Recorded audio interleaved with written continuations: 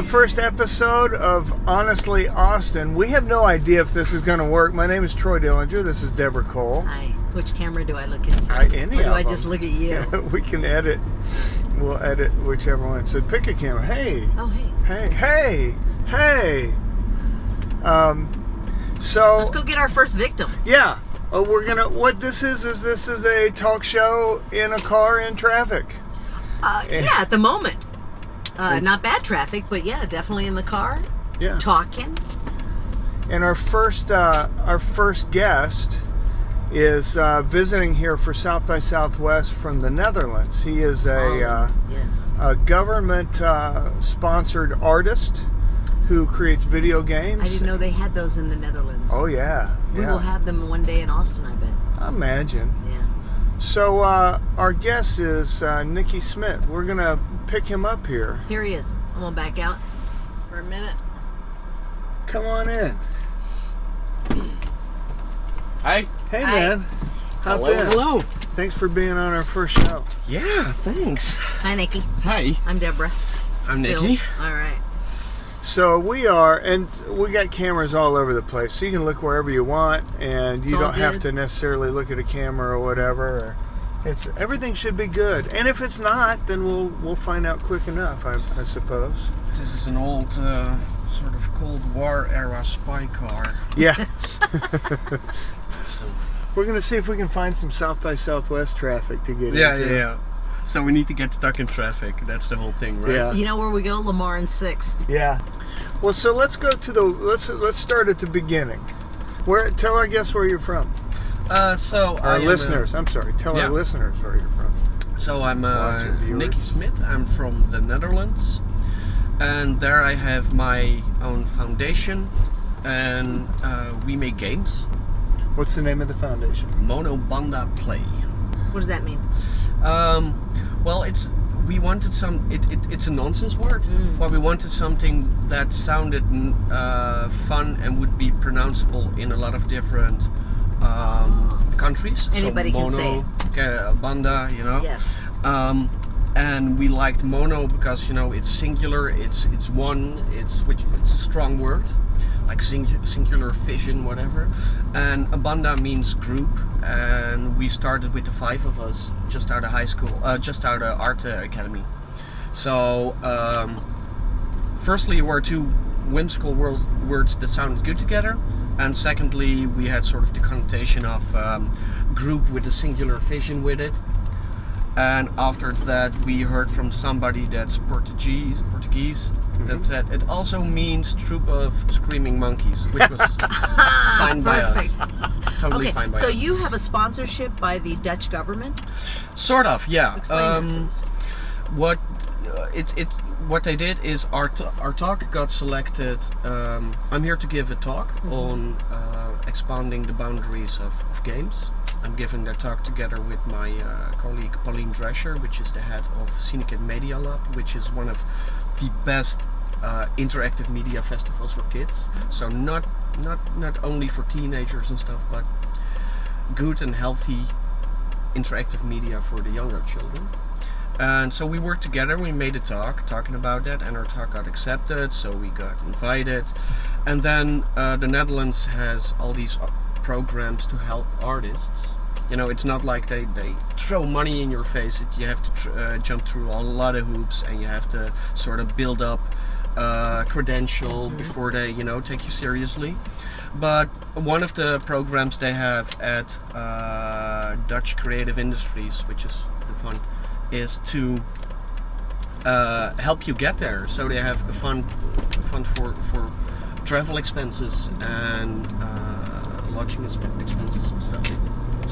So you were funded by the government to come to South by Southwest.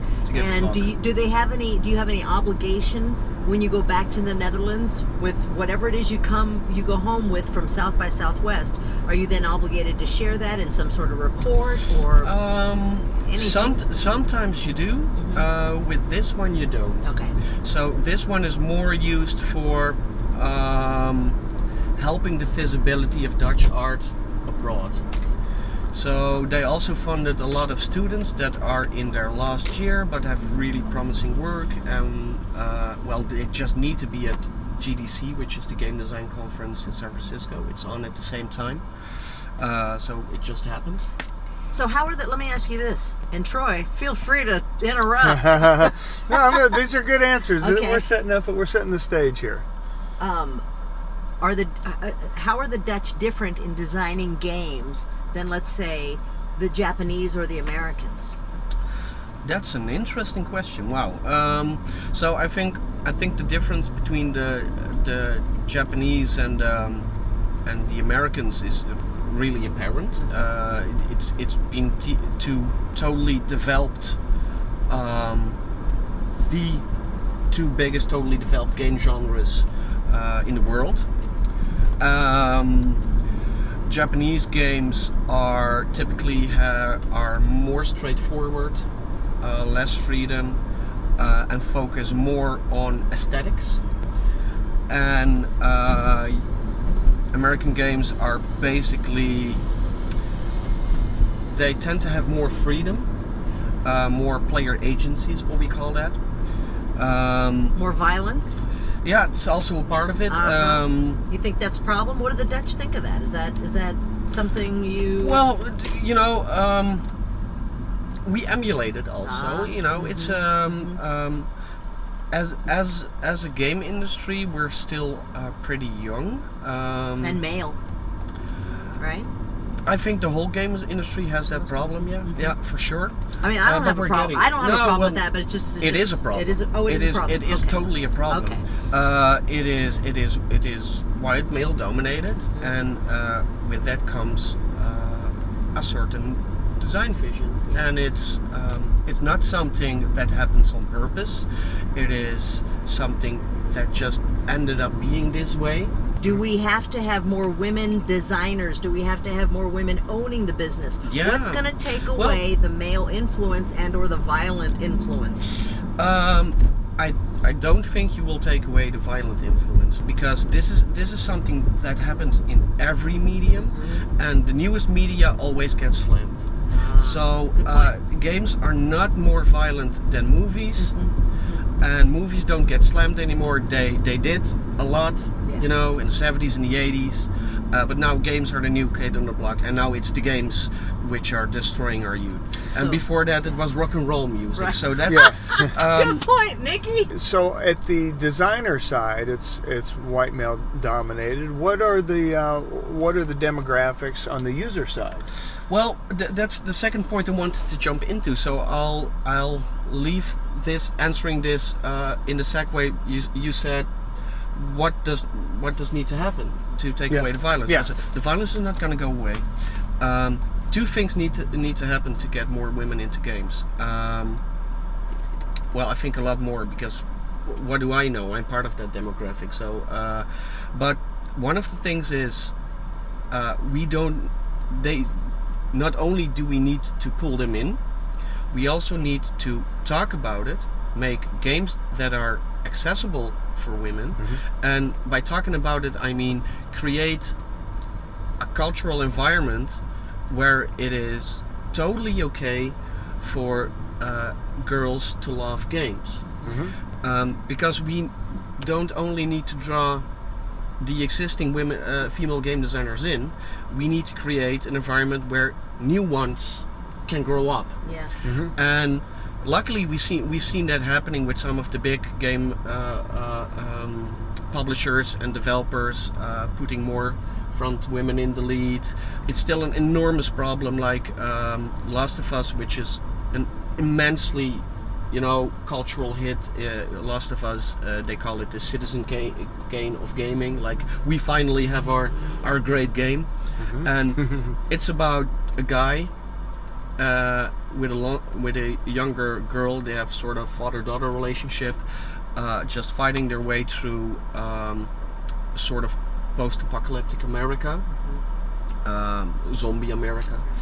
Girls do like zombies. Yeah, girls like zombies because it's in now. But yes. They had to fight to get the girl protagonist onto the box, onto really? the front of the box, For the of marketing, the cover. yeah. So that's insane. So Got it. in marketing perspectives, we're still there. It's archaic, it's old, but luckily the game designers are there. Yeah. Most of them, they want to do this, want to bring this further. But so we need a more inclusive dialogue, a more inclusive cultural sort of landscape. And we need to take those female game designers, we need to have them in the workplace, which sometimes I think sometimes it can be really hard to be a female in that male work environment, because a sort of sexism will always be a thing, and you just want to work there and feel at home and be amongst your peers. So here's the especially when you're talking about such a tactile experience, it makes sense to have the demographic designing the games the same as are using them, because you'll tend to you relate better to your own demographic. So how does so it's predominantly white male dominated, and that's and not so true. What's your user base? Yeah, the user base is surprisingly more female than you would think. Yeah. Well, I happen to know that a lot of females that are gamers. It's more than one of the last big studies. I don't know exact numbers at the moment, but one of the last studies showed it's more females. And really? But it is a silent majority. They are not on the sites, they are not in the YouTube comment boxes slamming. Right. Granted, the biggest percentage of those female gamers play the mobile games, and not the big game industry PlayStation 4 exclusives. So they're playing Candy Crush or whatever. Some of them do. You know what I'm saying? I mean, yeah. Simpler games. Simpler games. More simple game. More brightly colored, simple No, game. but that's also not true, because a lot of you're right. I know a lot of girls that again, Last of Us is a great example, and I know Japanese RPGs are typically, which are not that brightly colored or whatever. I know a lot of girls that love those games too. Okay. So are women, I mean, women have been warriors since the dawn of man. Not all of them, some of them, right? So in the gaming industry, does all of that need to be rethought? I mean, what kind of games do women want to play? They don't always want to be killing and that sort of thing. So aside from violence, what would then be the second most attractive feature to get women to play more? What do they want to accomplish in a game? I think it's not healthy to divide a medium by its gender. I think girls want to play the same games guys do. One of the most influential game series, The Legend of Zelda, is really played by as many girls and loved by as many girls as it is by guys. And it's kind of got that Xena warrior princess allure, right? Yeah. And I think we just need to make games for people, and I think the sexism comes in at the marketing stage. And, that's interesting. That's really interesting. Well, like you mentioned, how they left the girl off the box, right? They're like, no, if they want more guys to buy it, then they don't want to. Which I am not disproving that a big majority of those games are targeted also on a design level to a male demographic. Right. But I still know a lot of females that play Call of Duty. Right. The shooting game. Yeah.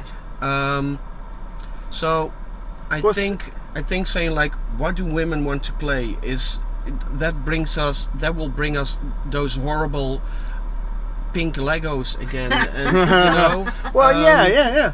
Don't pander to sexist or the stereotypes. Yeah.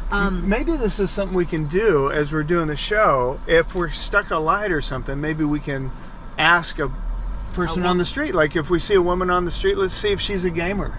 and ask her what she plays. Yeah. So we'll see. Next time we get stuck somewhere, we'll ask a woman if she's a Well, gamer. we're getting into the thick of it now. I wonder if virtual reality will bump up the numbers. Will the platforms change the demographics? I am not even sure virtual reality will be a gaming platform first and foremost. Oh, okay. I think that virtual reality will bring an evolution into totally new genres, because it is a totally new thing, and presuming that it will be a gaming device is the horseless carriage syndrome all over again. Like we see a car, but we have never seen cars before. We only had horses and carriages. So what do we call a car? A horseless carriage. Right. And like when we had TV, we didn't know what to do with that medium when we started, so we recorded theater plays, which we had, and put them on the TV. Yep. And it took a lot of time to evolve it into the medium we have now that runs the gamut of the whole human expression. You know, you have music videos, you have movies, you have series, you have slice of life, look into another people's life. You have all that stuff, and with games, we're still pretty small in that sense.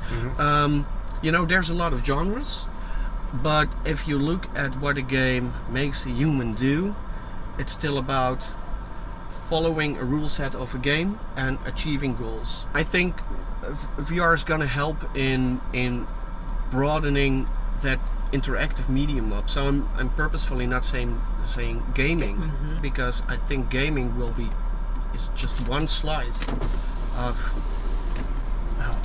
They look like gamers. Well, it's hard for them to get to us because of this barrier right here. We can yell it. Yelling at women from cars is okay still, right? That's still it's also a thing genre. we do. Depends on what you yell. You can make a show about that. That's a predominantly male-dominated activity. It is. So, You haven't ridden with me. you're like, I one time yelled at, there were 3 homeless people. Sugar. 3 homeless guys were fighting in an intersection, and I said, knock it off! And they said, yes, ma'am. But great. that's constructive yelling. Yes, that's the problem. Constructive yelling. If I'm 45. Okay. that girl's a stoner. I'll bet you she's a gamer. If they're a stoner, they're guaranteed to be a gamer. Is that true? Is that true? Here's a question. Now, why would that be true? Does anybody game when they're not high off their ass? So I think stoners play games because it's a very fun thing to do when you're stoned. But it's also fun to do when you're not stoned. Yeah, that's true. I mean, yeah, right? but who cares? Games validate the sort of hyper focus that comes with being stoned, and games also give you a positive feedback loop, which keeps you in that sort of happy phase. And it keeps your hands busy so they're not in the potato chip bag. Exactly, so it's healthy. It's healthy. a healthy thing. It's a health thing. Right. So you are basically sponsored by your government to go around talk about art from the country, but also part of your work is that you explore play, the way people play. So, first off, I don't think in this context sponsored is the right word because they didn't have any demands, so they are just supporting the arts. So I got support from my government to do my own thing here. Nice.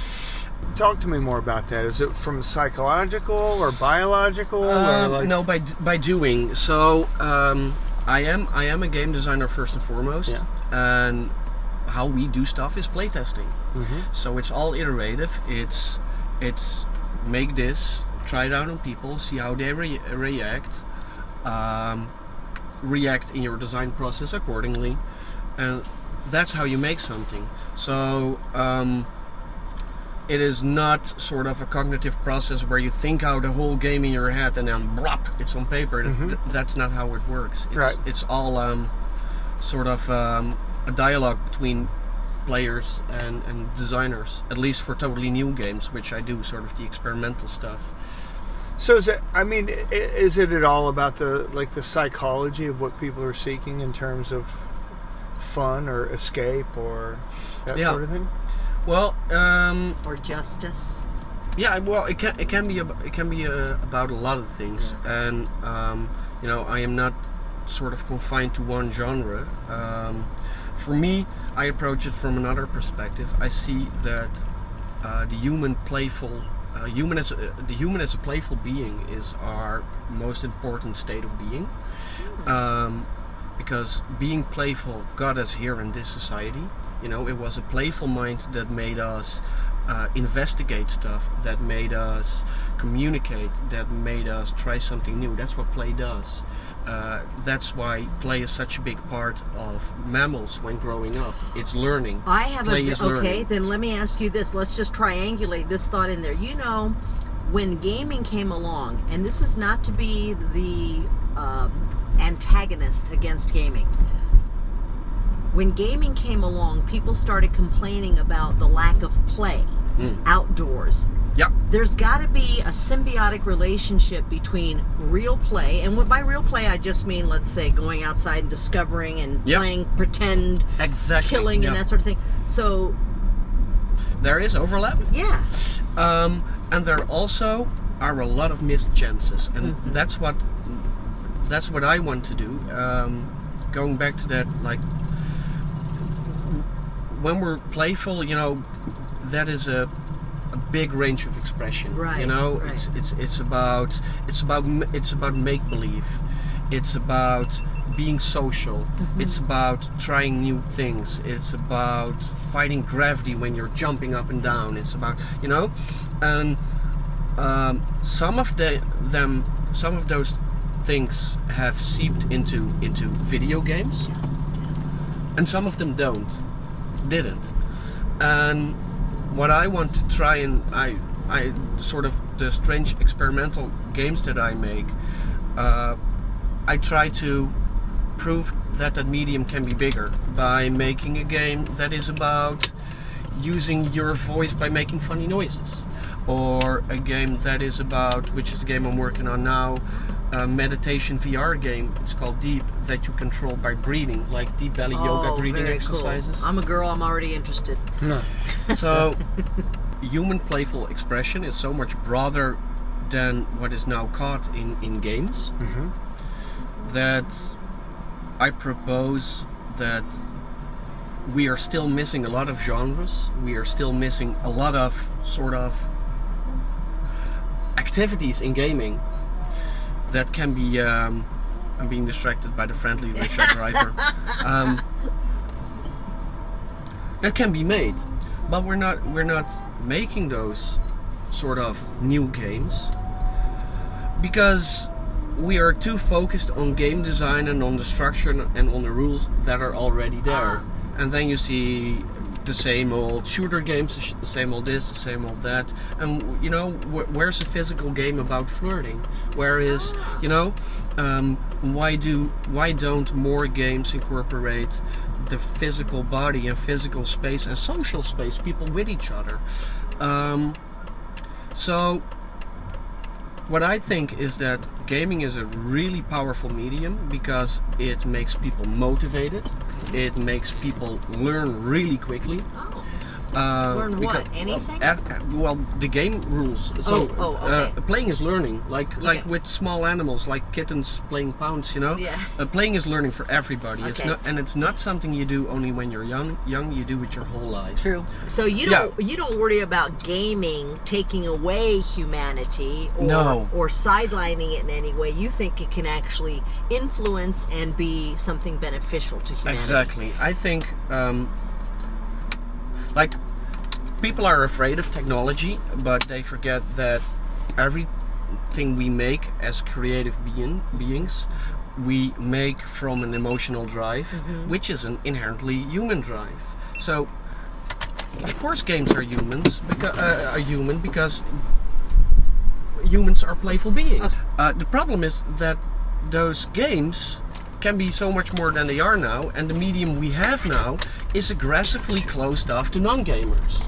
Like, if you pick up a new game, you probably will need to be a gamer to directly understand how to play that game. So okay, So I see what you're saying. it is not a really accessible medium, which is strange because it's about play and everybody plays.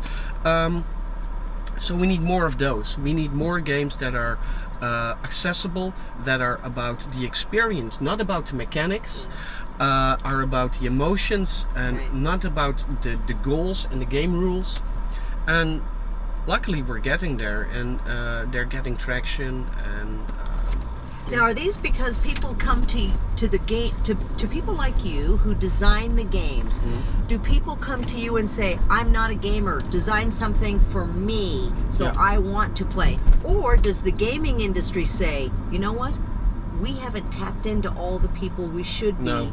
So what's So- motivating so the the desire? Yeah, well, the industry is not doing that because it's too much risk. Developing a new demographic is too much risk. Uh-huh. Yeah, developing a new demographic is too much risk, and the audience will also not demand it, because how can They you don't know demand something that you don't know? Exactly. So Yeah. it is up to the artists to attack a medium and to see how to make it bigger, how to make it better, how to make it more diverse. So what are the implications of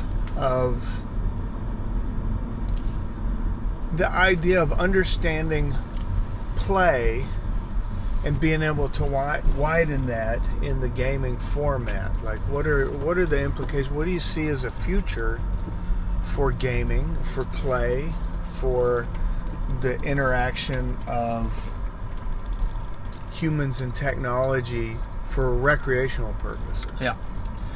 I see it going into all the same spaces where music is, and where TV is, and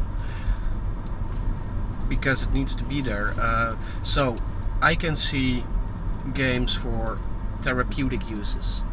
There will be a lot more games for therapeutic use. For instance, like head injury recovery or that sort of thing? Exactly. Okay. Or like the game I'm working on now, Deep, which... Have you ever done yoga? I'm doing it right now. As soon Yeah. as you said deep, I thought Yeah. I'm going to feel that, and I took a deep breath. Yeah. So those deep belly breathing exercises, yes. they're proven to help with depression, Anxiety, absolutely. Exactly. And, I just did it now. Yeah. Maybe you should just go around talking about it and everybody. Hey, Get them in that Niki, state. can you make the controller easier to use? Because I like forward and reverse, Yeah. fast and slow. Well, that's the fun thing. That's What- one of the things we want to change. Like, one of the things that makes games not accessible is the control scheme that you need to grow up with before you use it. Yes. Why are games not about Really just stupid. an extra layer on the human body? Right. You know, we are so far now with our technologies. Games can be so much more sort of intuitive part of our body. Yeah. So, for example, my colleague Owen Harris, he's been battling, like most of us at some time in our life have with anxiety and depression. And just from his own need, he hacked together his own controller of stretch band that can measure tension, put it around his belly, and made the first breathing prototype game of Deep. And then I met him, and we started to make this beautiful poetic Deep game together. So it notifies you when you need to use the game. No, it's not about because Huh? notifying happens in your head. Mm-hmm. And what I mean with games can be a second skin is games are really good at learning. So the moment you have that band around your belly, Uh-huh. and you feel like, when I breathe in, I go up more in the water. It's a diving game. Mm-hmm. And when I breathe out, I go down. Oh, It doesn't notify. It sort of merges with you on a subconscious level. Yeah. right. And in the beginning of the game, maybe you're stretching your belly a little bit too much and you're too focused on it. But at a certain point, it's funny, we see it with all our gamers, they switch. At a certain point, sort of muscle memory, your body gets it. Yes. And then it's like, and you see their breathing calming down, and then they're doing it right instinctively. So you don't have to tell them, there's no lessons involved, but playing is learning, and they get it by doing it.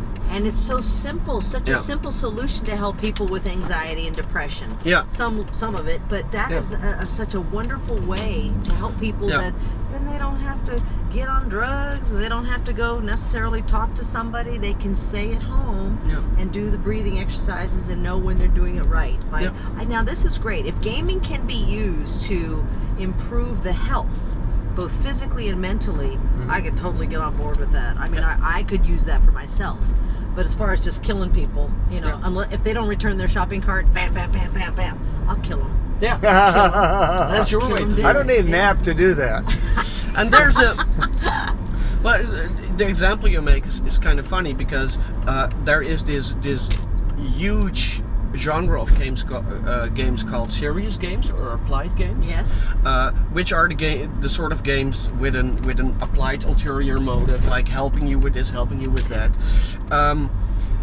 The problem with that medium of games, with that genre of games, is that most of them do it wrong because they just take the skin of a game and slap it onto the message it needs to have, you know. And that's what you did. Okay. You said, I want people to bring back their shopping carts. Yes. So I want to make. What do I know about games? I know shooting games. We're gonna slap the shooting game on. Right. Okay, make me a game I can throw tomatoes at them then. Well, no, I'm kidding. I understand what you're saying. How about this? And this is more gamified than playful. Yeah. But how about bringing back not only your card but other people's cards, or the card together? If you lock in together, you get a discount together. So that would mean that that triggers sort of social involvement, like going to the person like, hey, you know that game, right? It's on all of our cards. I see what you did. Shall we bring it back together? Because then we get a bonus together. Oh. We get a discount together. You not alone, me not alone. We get it together. You are. So, I can see your brain is very well trained to think like this. Yes. You need to think from the human perspective. Yes. What do people want? What do people need? And people don't need extra points. People don't need a bigger health bar. Right. People need to feel like they matter and they did something right. And we're cooperating. And yeah, exactly. And what games do well is give you the feeling you were doing something right. What they do wrong is getting stuck in the mechanics of it, which gives us the same games over and over again. Health bar, points, kill that bad guy, kill that bad guy. And there's so much more ways to engage people than by just giving them assignments that they can clear. Because that's what games nowadays do. They give you a goal, you have to do the goal, and then you're rewarded, hurrah. And that works really well because it's addicting to see something that you know you can do, and you have the power to do it, and you're going to do it. It's motivating, it's addicting to do it, and that's in a nutshell, that's the whole power of games. Do you suspect that in the long run, people will, if they start as children, like a lot of kids do, and you know, even now adults who've been around, they've played when they were kids. Can gaming be something that takes you through your entire lifetime? For sure, it has for me. It's gaming saved me from high school, which was a really depressive time, and games were a medium for me to stop my head from thinking all these sort of cringe teenage thoughts that you have. And secondly, it's a medium that gave me a positive feedback loop and gave me a space I was in control again. So if you see children gaming that are totally engulfed in their game and they don't get out, don't say you're bad because you're gaming, but they're obviously missing that positive feedback loop in life. So don't blame the game. Look around what's wrong in the environment to say, like, why, okay, what's going on here? Why are they in the game so much more than their friends? Because sometimes we need to escape real life, and if gaming is that outlet, then so be it. Yeah, the same as watching the Kardashians or something. It's stupid, but you have to do it something to switch off your brain. Great. And on that note, Niki Smit talking about the psychology of gaming and the implications of the future of our human society. Yes. Thanks for being on our first episode, Glad man. We're going to drop you off Glad you here. enjoyed your trip to Austin, and here's Thank you so much. where we let you out. Yeah. Okay. Yeah. Have a nice day. Have Don't fun, forget, you too, man. life is just a game. It And you're just a pawn, just like the rest of us. the last word. Okay, Yeah. I'll let you have it. My mother used to always tell me that. Bye. Bye. Well, so that was great. I think My back is killing me. Well, we're still. I need you. I know. We're still filming. I know.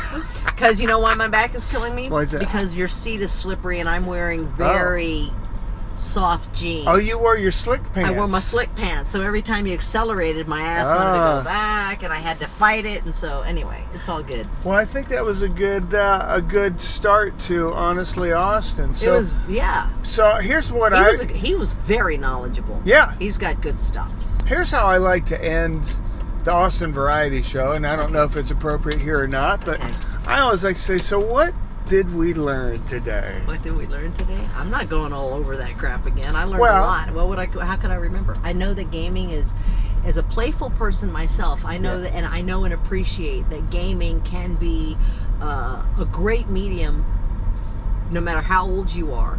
Yeah. But it sounds like it's got a lot of ways to go, so that they can be tapping into more than just scoring the points and killing off the people, if I summarized it properly. Sure. So that gaming has an incredible amount of territory still to cover. Yeah. Well, and you know, I think what I learned today is that I think one of the solutions for a lot of the societal problems that we're seeing might be in the addressed with games in the future. I think games may save the world at some point in time. Well, if only we could get ISIS to pick up a controller and some batteries. Well, at least with a GPS on it, so we'd know where they are. Why we could kill them. Well, you know, we could start dropping. You know how we used to drop chocolate out of airplanes, right? All the whatever. I'm not going to go through history now, but start just dropping game controllers over Syria. Yeah. You know, and consoles, and you know, you on the game on the actual controller has a note where to find the console, where to find the platforms, where to find the games, where to find people. I mean, just a way, like he said, incorporating by bringing people together, not by just sending people on kill missions. Yeah. So back to what you learned. Yeah. I mean, well, no, I think that's precisely it. I mean, I think if you can, I think it's all about incentivizing people emotionally, and maybe there's a lot of kind of darker implications there. But if you can incentivize somebody emotionally through using a game, then you can retrain thinking patterns, emotional patterns. You can teach. I mean, you can teach somebody to meditate throughout the day. you know, so that's all fine and good, but you're it. And you can't reach me. That's right, I can't. That's it. If I gotta pull this car over, somebody's getting a beating. All right. Well, you know, I had to refrain from saying this a lot of times while we were downtown in Austin traffic. Yeah. But honestly, Austin. What? Honestly, Austin. And that's the name of the show. We'll see you on the next one. Say goodbye, Deborah. I did. I flashed it. Ain't nothing I wouldn't do for you.